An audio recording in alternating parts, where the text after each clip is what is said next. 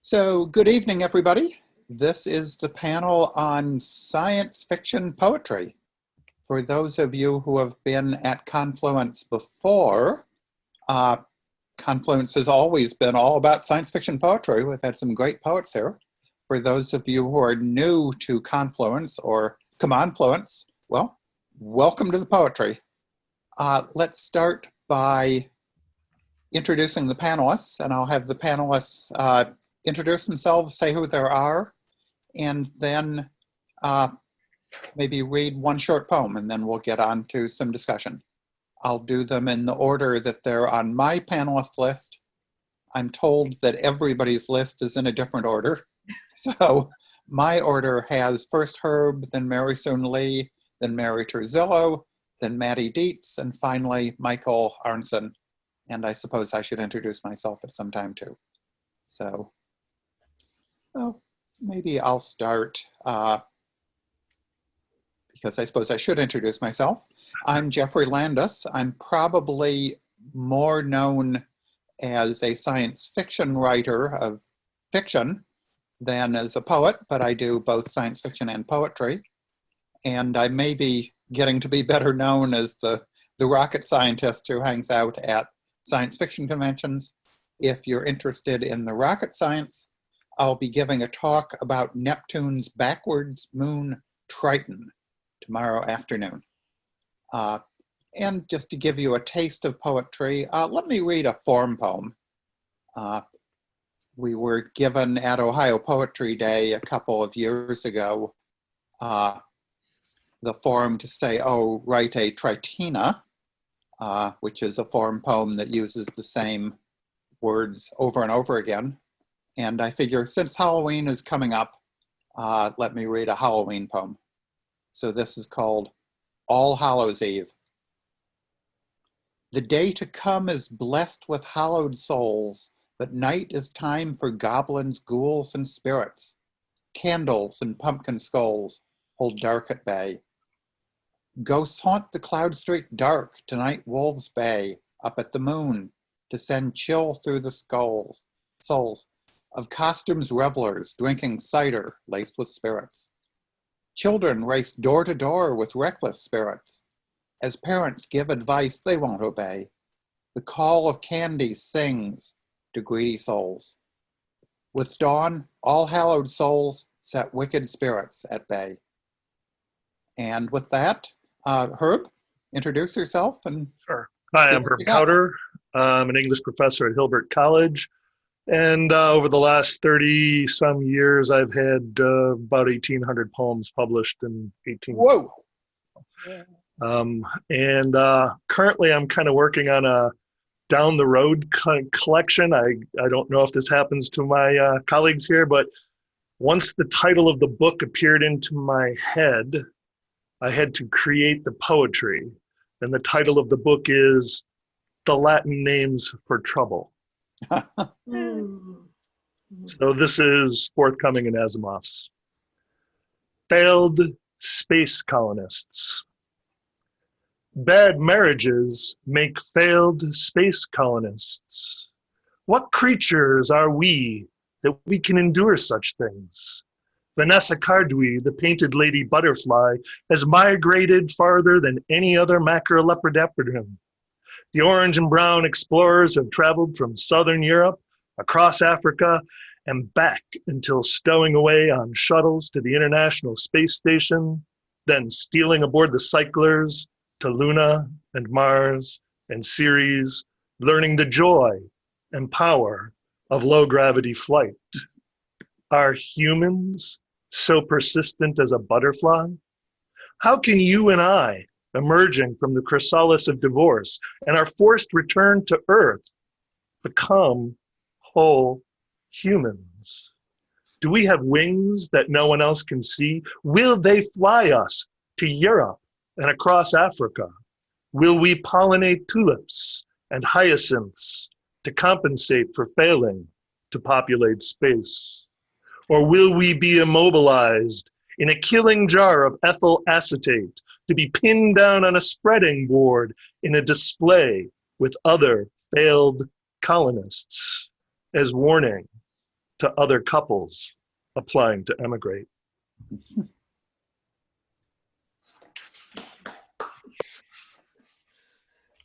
Okay. Okay. Mary Soon Lee, you're next on my list. Who are you and what have you got? Well, I am indeed Mary Soon Lee. That was quite right. I write fiction and I write poetry.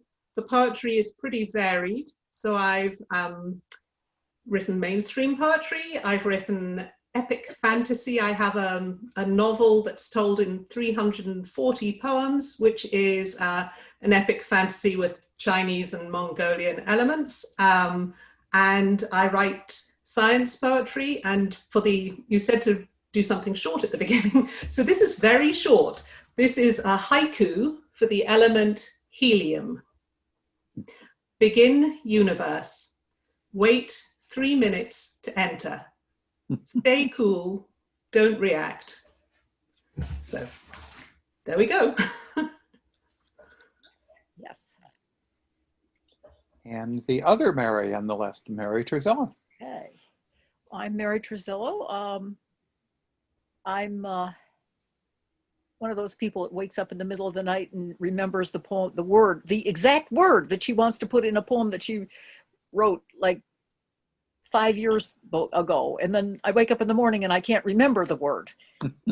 So the poem will never be finished. And I don't know. I've never won a Riesling. I won a Nebula once. I write fiction. Can I share the screen a minute? Sure. This has to do with me. Maybe sharing the screen won't work. Maybe it will. Share. That's my book. That's my novel. And okay. And it doesn't have any poems in it. But the next one is going to have a poem in it. This is, which one did I want to read? Okay. This is called In the Female Utopia. I'm actually kind of... I should have read mine then. I know, because they're going to appear in the same... Should I not read it? No, go, please. Okay, it's In the Female Utopia. My husband has a very funny poem, and I sort of I just had to do this. His is called In the Male Utopia. In the female utopia, women carry swords because swords are cool.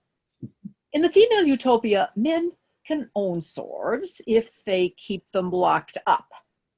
In the female utopia, the men think they run everything, even the newspapers, but those are just joke newspapers published specially for men. In the female utopia, men wear either Stetsons or tuxedos, even to bed. In the female utopia, men come as identical twins, one smooth as new car upholstery, the other hairy as a Wookiee, so a woman can take her joys.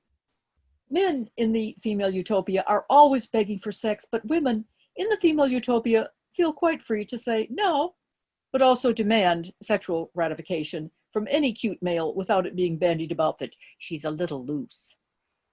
In the female utopia, men can have inexhaustible appendages and very long tongues, but those tongues do not wag at both ends. In the female utopia, males are fitted at age 12 with a device that cuts off mansplaining and political analysis after 40 minutes each day. In the female utopia, men are allowed to run for public office, but the women make fun of them, and they never win.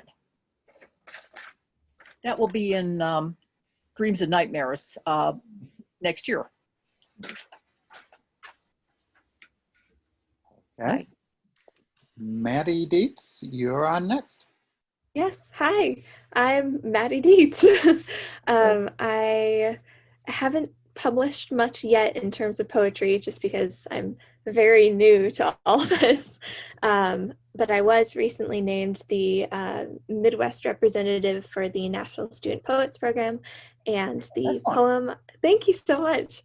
The poem I'll be reading today is a genre-focused poem, sort of dystopian, vaguely so, to the point where I snuck it under some literary peer reviewers' noses from time to time. But it's titled Violet Apocalypse. She held out the peach she'd kept in her pocket, and I crowed my yeses and yeses, and a dozen times yes. We don't get thousands anymore. We don't get hundreds. Both were bruised. Both were warm and overdue. We ate the flesh of it together. Teeth sank into the rest sweet of overripe fruits of yesterday, when the last not coffined in a can. Our fingers slick and sticky with yellow syrup clasped around each other over the fuzz. Salt and peach do not mix well, so I held the crying until the last strands of red were picked clean, more bitter from cyanide than from missing it already. I kissed the wooden stone of the fruit as softly as I could. We set it by the almost window to dry, watched as the storm outside raged. Inane heat warmed our concrete walls, and the last remaining roaches, still slipping through the cracks of extinction, tapped at the window for a taste. On the fourth day, I held the pit to test. Cross-legged on floor, fingers clawed tight around my wedding cake, grinding it into the rough of the ground. Hour on Tuesday, 3 on Wednesdays. That pretty little ring, big enough for either one of us. I wear it on my thumb, and she wears it on her index finger. We trade every other day. We set it by her pillow at night like the baby we... Thank you.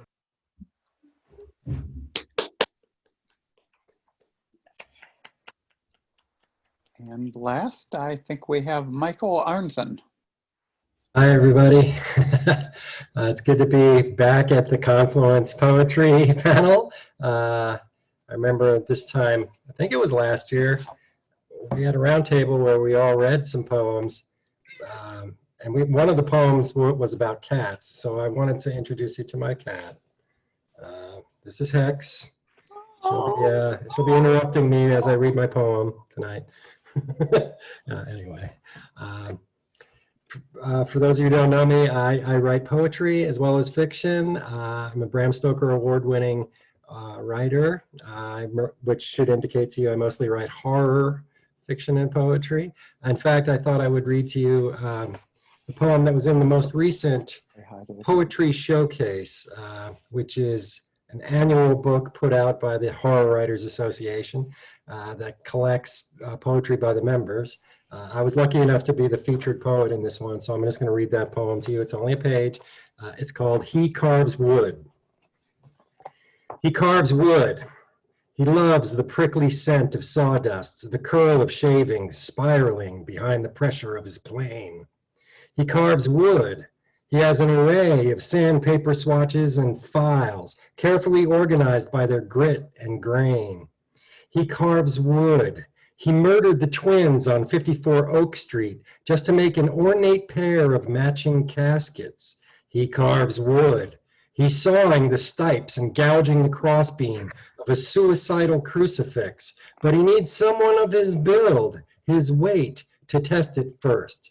He carves wood, but it's never good enough because it splinters and snaps, because it breaks like bone. He carves wood because it's hard, dried tree, as dead as humanity, resurrected by chisel and blade. In his penance of pine, he carves wood. He carves wood. The end. I don't think you're supposed to say the end after you read a poem, but why not? Okay, well, thank you, poets. And now let's talk about poetry. In fact, the description of the panel gave us a couple of questions to address. We are to postulate our penned poetry. Don't know who wrote that, but they sure liked alliteration. So why do you write poetry? Anybody? Why poetry? Jump in. To get attention. I write poetry because it fits into the edges of life. I like that. Yes, I began writing poetry because it was short enough to do when I had only a very limited amount of time, like an hour, or later when my children were slightly older, like several hours, but not vast chunks of time.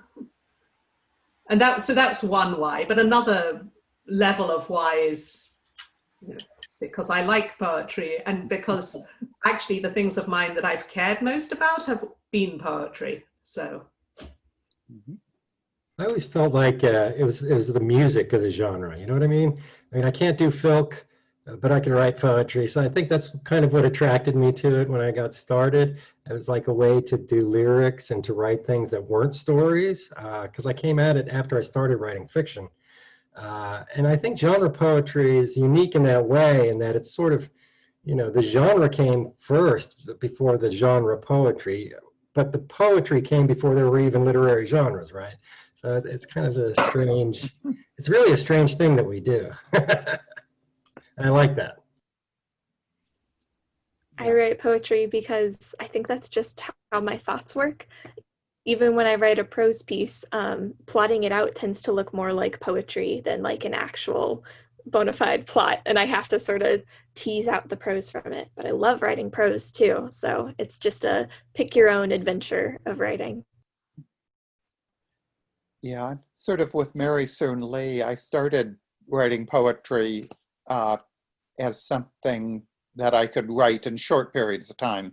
When I didn't have enough time to write something extended that takes a lot of concentration, I was saying, oh, I can, sort of keep my hand in, and by just writing the short poetry. And then, unfortunately, I discovered I actually kind of like hanging out with poets. I like going to poetry reading. I like, poets are cool people. They're fun to hang out with. So I've, in fact, lately been writing more poetry than actual fiction.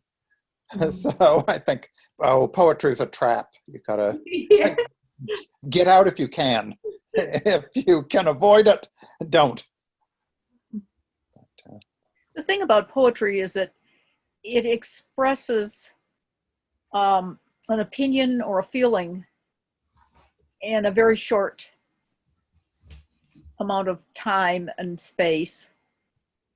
And it's opinion, it's you're expressing yourself, whether it's, and if you're not talking, I wrote confessional poetry for years and years and years, and then I discovered that actually I was more interested in other people's problems than my own, so I started writing about other people's issues. And I think that's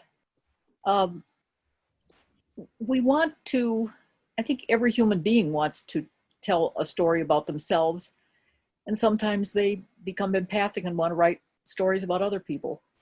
And if you can do it in a compressed form that has melody, that is, when you play around with words and things like that, that's all the better. So, sorry, go ahead. I'll take a stab at something that just feels like true confession time. There is a level, I write because I grew up with people who didn't really communicate well speaking, but could read and write. And so I was often writing for them, for my parents and other people around me. And I did have a somewhat difficult childhood. But where this is going is that I can present my best spoken self in writing, and it is so much easier in a short poem than it is I've written full-length screenplays, so 20,000, 25,000 words. It's really hard to maximize your voice compared to a tanka.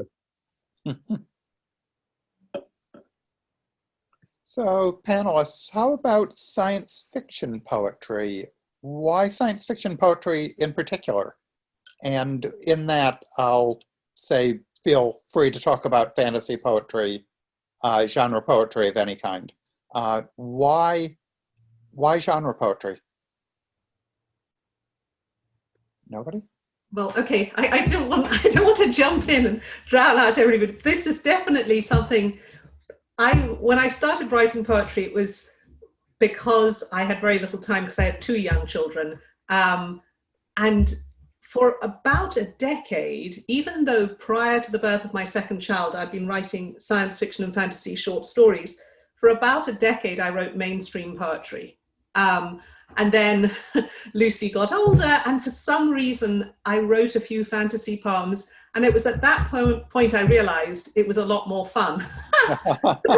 So the answer is now I write probably about 3/4 science fiction / fantasy / science poetry, and only about 1/4 mainstream poetry. And it's because for me, the science fiction / fantasy one is more entertaining to write. I'll jump on that since I've had a similar experience. I do, have all these college degrees, and so I've read whole libraries full of literary fiction and poetry, and I find it strangely incurious and fascinated with numbness and not being able to feel. And I'd much rather talk about things that are interesting, curious, and about feeling rather than an inability to feel.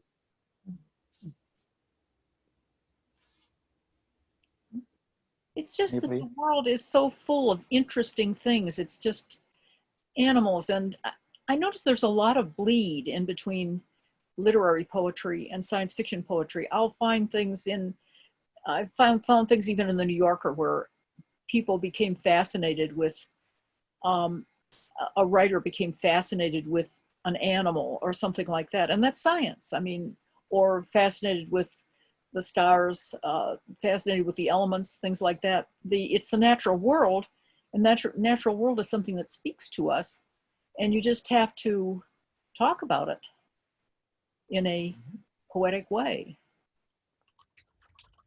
I agree entirely. Yeah, I think it's kind of impossible when you write a ton of poetry to kind of exclude that vital portion of life, that like getting into the nitty-gritty of the science of things, that getting into the fantastical, writing about monsters and wood carving murderers and all of it. Oh yes. And to follow up on that, I guess I could say that it's like there's a built-in audience that will trust you to go there. It's like the conventions are pre-built, so we just kind of play off of them, often challenging or frustrating them, doing things like making a tanka. That would be unfamiliar to a lot of science fiction readers, perhaps, but not everybody. It's not alien to everybody. So I think it's, I don't know, it's just, there's a community that we reach, and it's almost guaranteed. If you're doing your job right as a poet, you'll probably get it published. You'll probably reach that audience. And if you're lucky, they'll respond, with applause, buying your book, whatever it might be, and you can have a career in this without making money, but you can have a satisfying writing life for many years with your friends in the genre. I will note, though, that speculative poetry pays much more frequently than mainstream poetry. Unless you can hit the New Yorker.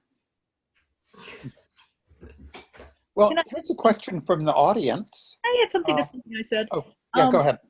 That about poetry as an expression as a reaction to the real world.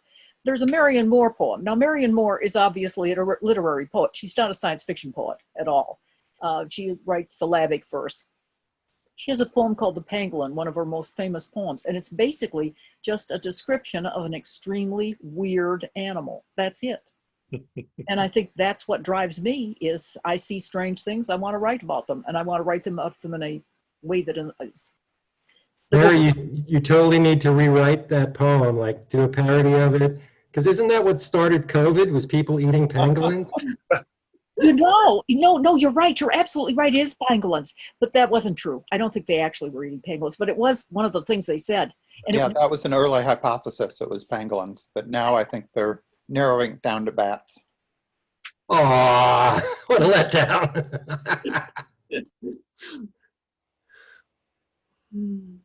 Well, let's talk a little bit about process. What's your process for writing poetry? Anybody want to jump in? How do you do it?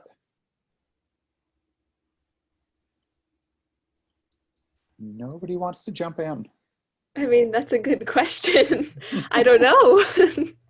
Sometimes I sit down and it all comes out in one go and it's easy as anything. Even with structured work sometimes, which surprises the hell out of me. And other times it's like banging my head against a concrete wall and you just Yep. get it out like 1 or 2 words at a time. The editing, I think, is one of the most important parts of the process for me. So it kind of helps to take some of the pressure off of the first draft to know that I'm going to come back, I'm going to fix all the messiness that's happening. I'll agree with Carrie Winter, who says revision is the erotic zone of writing. And I'll note, for me, I have multiple files of just ideas and tickler things, so they tend to run 20 pages files, because when I feed the well, when I fill the well, I walk around, I always have like paper in my pocket, and I'm always making notes of whatever flies by, and that one's 4 words and that one's 2, but later on, that could be who knows what kind of poem. It gets to digest, work through the subconscious, connect with things that I'm looking at or experiencing elsewhere. Yeah. I think the problem is that there's not one answer. I mean, so sometimes, I haven't had time to write, but there's been something that I'm thinking about, and then it's relatively straightforward to sit down and start writing it. And other times I don't know what I'm in the mood to write and I dither a little, but I don't dither nearly as long as I did when I had lots and lots of free time. Now at least I'm pretty focused, and I sort of limit how long I spend before I commit to something.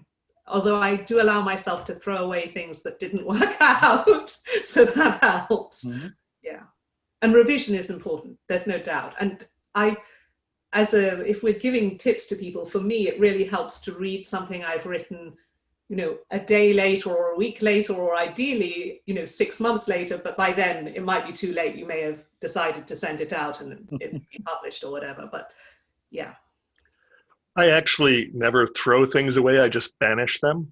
Oh, yes. And, my example of this is once when I was moving, and this was 20 years ago, I found underneath a computer base wads of things I'd written at work when I worked in a factory, and tiny little, and there was just thousands and thousands of words of self-pitying dribble. But in the middle, there was a really beautiful 52 words that were in print in a matter of hours. So. Herb, I'm glad to admit somebody else writes self-pitying drivel, because I went through that period of confessional poetry, and confessional poetry is legitimate. I mean, people exposing their souls and telling about the awful things that their boyfriend or ex-boyfriend did to them, that is publishable. And totally, I mean, can't think of Diane Bukowski, all right, or Chuck Bukowski. I got the names wrong, but that's people read that stuff because it speaks to them, because they've had the same experience. So that's stars me sometimes. Sometimes I just get mad about something, or it's nicer when it's because I got enthusiastic or got admiring something. But sometimes I just get mad about something and I have to vent. Well, here's a comment actually from the audience, from Akua Hope, says, revision is the neurotic zone of writing. Well, it can be if you spend hours taking the comma out and putting the comma back. Yes. Yes. Yeah, punctuation, that's a whole completely different subject. Yeah, sometimes when I'm writing a poem, I start with an idea and I'm just trying to put the idea. Every now and then, though, I just get fascinated by patterns of words, and I just have to put down the pattern and see if they go anywhere. Mhm. I think probably one of my most reprinted poems. I just had this line going through my head. If angels ate apples, potatoes, and pears. Mm. So I said, okay, I've got to go somewhere with this. So, but it was purely the alliteration of, of that one. And I had no idea where it was going when I wrote that one. I just liked the words. So how about you guys? Do you mostly start with an idea? You know what you're going to write? Or do you just wing it and just throw stuff on the paper and hope it goes somewhere? Or something else? All of the above. Yeah, it does vary so much. I mean, yeah, any of those depending on the poem and the day. So sometimes I do write long sequences up to and including, you know, the novel that's told in poems. And if you're writing a long sequence, it's easier to know what you're going to do next. Even if you jump around, there's still some constraints. And I'm working on a set of astronomy poetry. And again, it's much more constrained than just the entire universe of things, you know, from life to confessional poetry, whatever. At least there's some constraints. And that makes it much easier to know what you're doing. But yeah. Anybody else? I agree entirely. Having some constraints really helps. I oftentimes sort of start with those constraints, like start with a form or something, and then allow the idea to kind of distill itself within that form. Even if I don't have an idea, just forcing myself to go through the pattern of something often helps generate some, which is such a fun cycle and means I'll be up writing at 4 a.m. always. Because once you start, you can just keep going. I will take a moment to just throw out a shameless plug from Hireth Books. 2 months ago, they published Minimalism, a handbook of minimalist, genre, poetic forms. And as it turns out, I wrote 12 of the entries and the afterword. So that's writing about poetry, writing about writing poetry, and all that kind of stuff. So, Bravo. About poetry. Herb, could you put that title in the chat? Maybe share a link or something? That sounds really intriguing. happy to.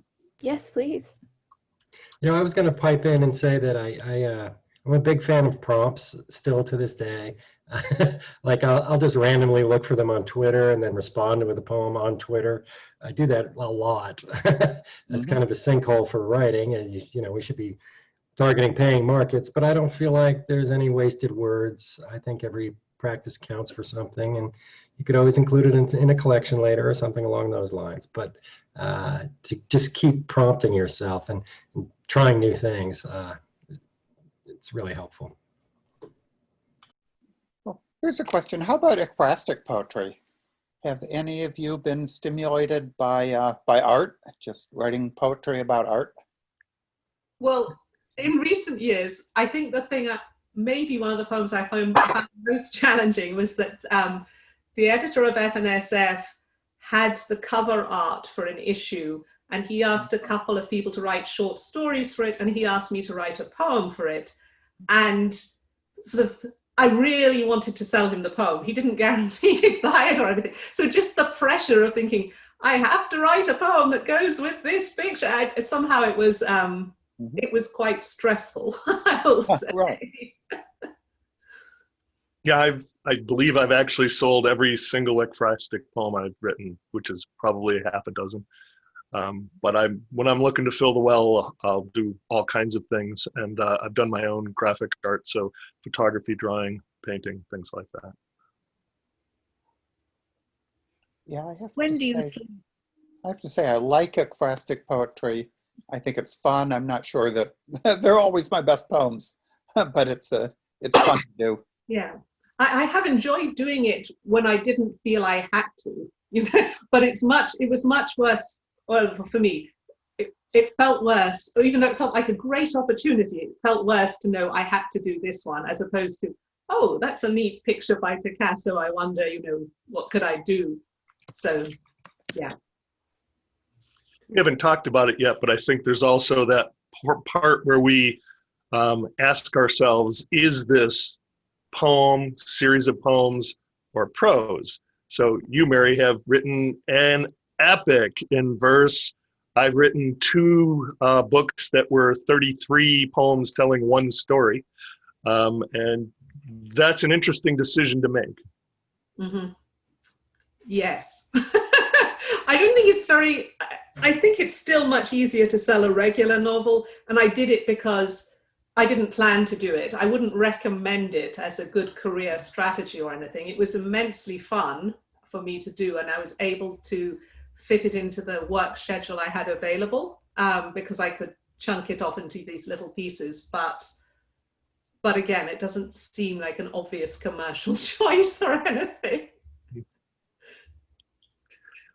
I often say I have a list of things that I wouldn't have chosen if getting rich was important to me. Yes. Being Yes. a professor, having 4 kids, writing poetry, it's not on the list of wealth. Yeah. Other rewards. Yes. I often think that if I had stayed with my father's company, I could be driving a bulldozer right now, and that's not a way to get rich either, I don't think.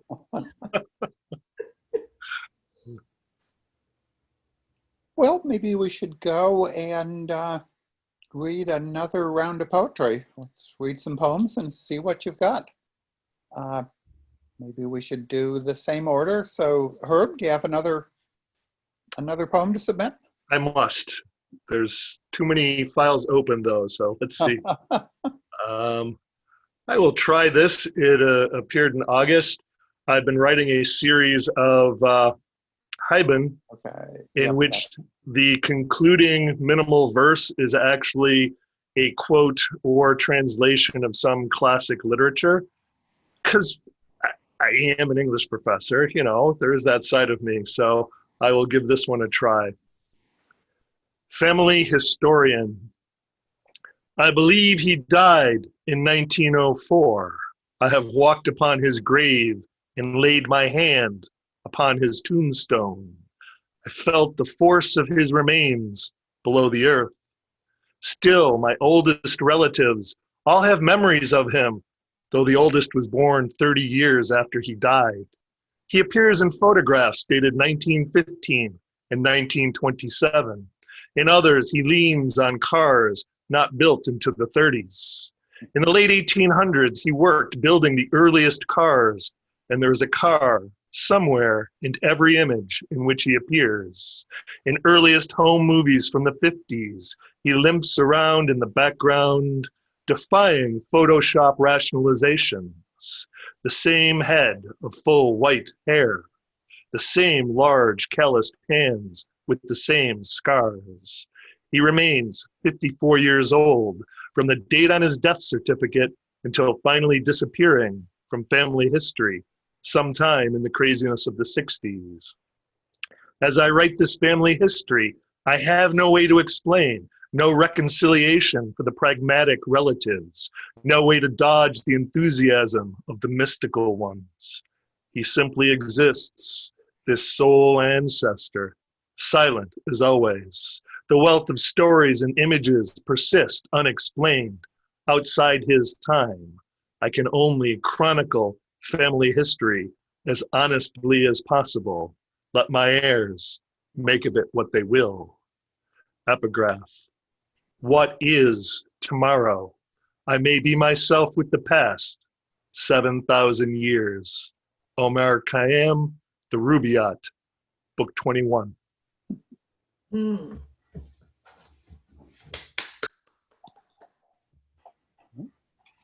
Mary Soon Lee, you're next. Okay, well, I don't know if you saw my cat's tail waving through a little bit of the video, but because of that and because someone else mentioned cats, I will do a dragon and cat poem at once, and it's short. And it appeared in F&SF. To skeptics. Those who require evidence laid down in fossil records will never understand the doctrine of dragons, how they brooded atop treasure, how they mistrusted each other, the desolation of solitude. Since you deny dragons, I suppose you will also deny that there were ever cats who lay against their warmth, who licked their salty scales, whose company the dragons hoarded jealously as gold. Wow. That one. With guest appearance by Token Cat. A golden cat, Yes. appropriate for a dragon horde. Mary Turzillo, you're next on my list. Very soonly. I love that poem. I love it. And I would have loved it just as much if the cat hadn't been there, but the cat certainly did add something. Thank you. Great poem.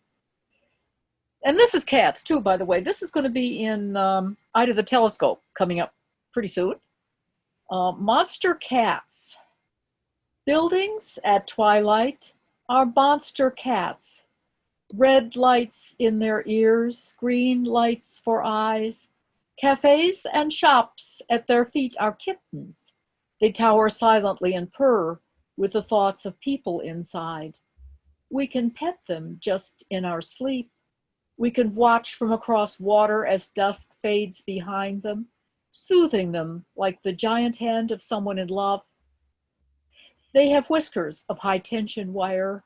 They have claws of cars and parking garages. They surprise us by turning lights off and on, still not moving, only watching as twilight fondles them. When it is dark, the road's tower will be Our Lady Bast, the terminal tower her fierce avatar Sekhmet. The others will guard her, silent as Tom's watching a queen snap the spine of a mouse. All cities are ruled by their shapes in the dark. In fog, they will vanish, give up their catness. As fog rolls over the river and they slip into holes in the mud, in the mist-chained horizon, like tabbies avoiding rude boys in the street, they have eaten our prayers. Do not forget they are monstrous, pretty as we falsely surmise. They can swallow us. We need only draw nearer, their height, dwarfing us, to birds, to mice, to creatures of blindness and dreams. Thank you. Eye to the Telescope, coming up. Okay. We have our 5-minute warning. So Maddy, do you have another one to share?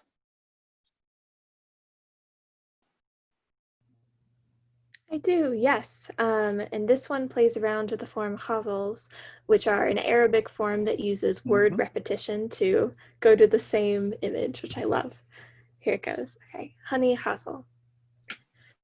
She dons the netted drapings, hat, wax gloves, colored honey, breathes in for little home-cooked honey. God's sake, don't ever the baby savory stuff. There's botulism and whatnot in all the honey. The queen drapes drones across her shoulders, bloated legs threading net. They warm the air, desperate, starved of honey. Garden party, condensation on lemonade glass, sweetened, of course, with equal parts condensation and honey. Stealing the royal jelly is the hard part. Please note, the queen is docile, the workers are not. They work damn hard for jelly, for honey. I'm real sorry, sweetie, about the whole mishap with the wasp sting. You'll get your $15, honey. Tiny ladies mirrored 10,000 times over, spitting texts or insults, or maybe that's just uncured honey. Age 7, she painted her room sky to discourage wandering yellow jackets, but all she wanted was gold, gold honey.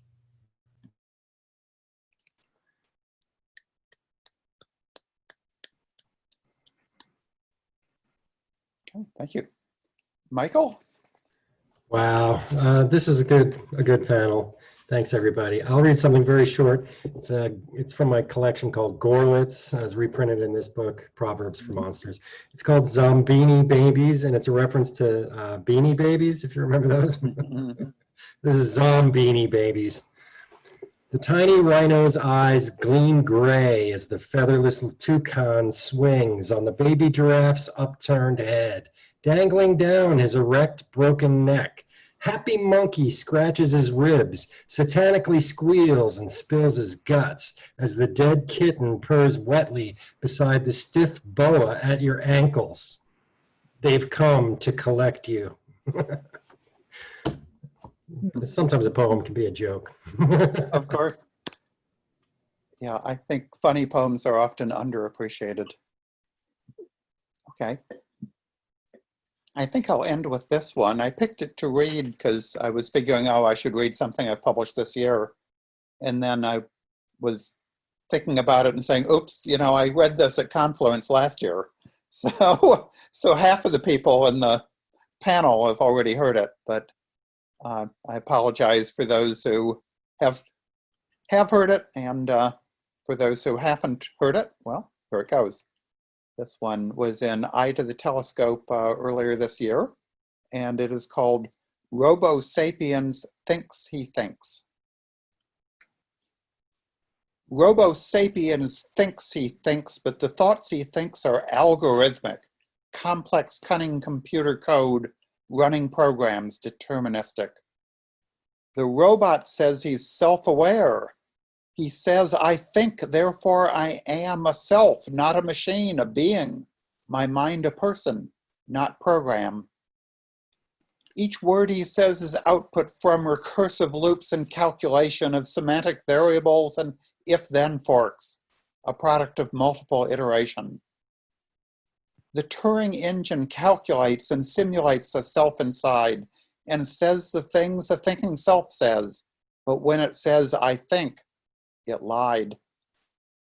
He says he has a soul, the robot, the world of his mind exploring, but internal to his thoughts are just transistor NAND gates and an O-ring. Inside, there's only programmed code responding in a programmed way to simulate a conversation, to joke and laugh and work and play.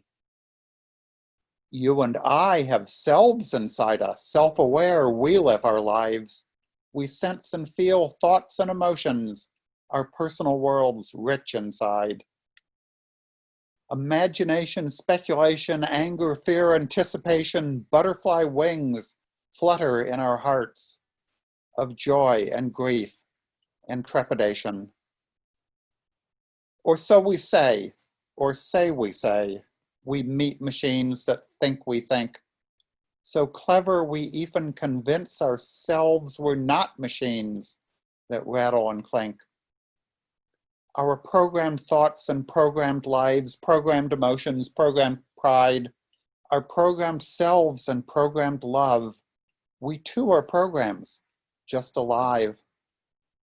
For we are atoms always in motion, carbon and oxygen, phosphorus, our cogs so small we never notice the programs that together are us.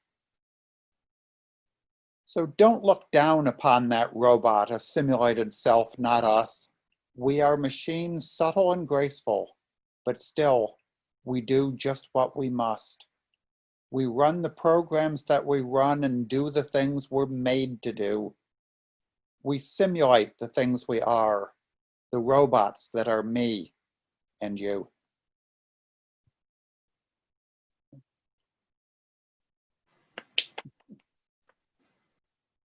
So I think our panel has ended just on time. So. And I think we still have the sanctuary room on Discord if we want. Yes, Okay. I think we can progress there. Thank you, everyone. It was really nice. Thank you for Thank you so moderating. much. Bye. Thanks. Thank you Bye. for moderating, Thank Geoffrey. you It was for- wonderful to meet you all. Yeah.